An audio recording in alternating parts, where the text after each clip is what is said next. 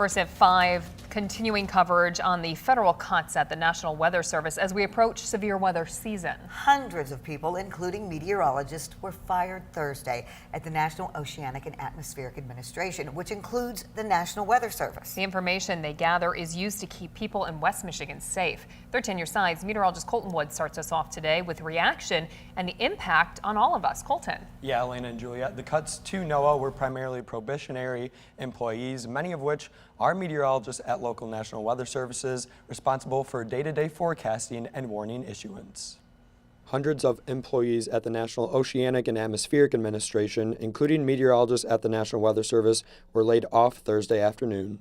This is part of the effort by the Department of Government Efficiency to reduce the size of the federal government. However, many meteorologists and scientists across the country are worried about the implications this could have on weather forecasting and public safety.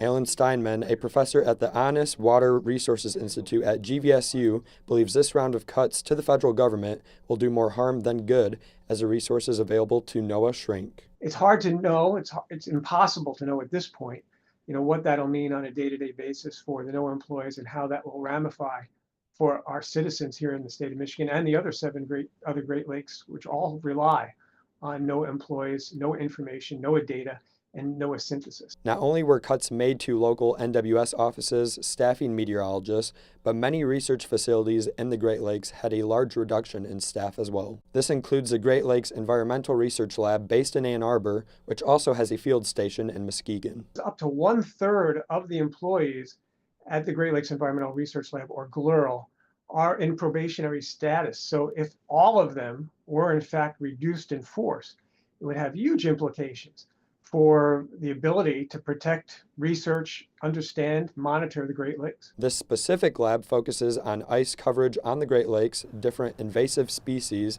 and how the Great Lakes influence the weather and climate around us, and more. The resources available to ultimately forecast the weather, collect the data, and research both curiosities and applications of the atmosphere in people's everyday life will be reduced. Steinman worries the cuts could put the public at greater risk as we head into severe weather season. At this point, it's pretty tenuous, and I don't want to read too far into it, but obviously this is not the direction we'd like to see it go. Now, these cuts to NOAA also make weather forecasting harder itself. The data you see on a weather app comes directly from NOAA as well. Elena and Juliet.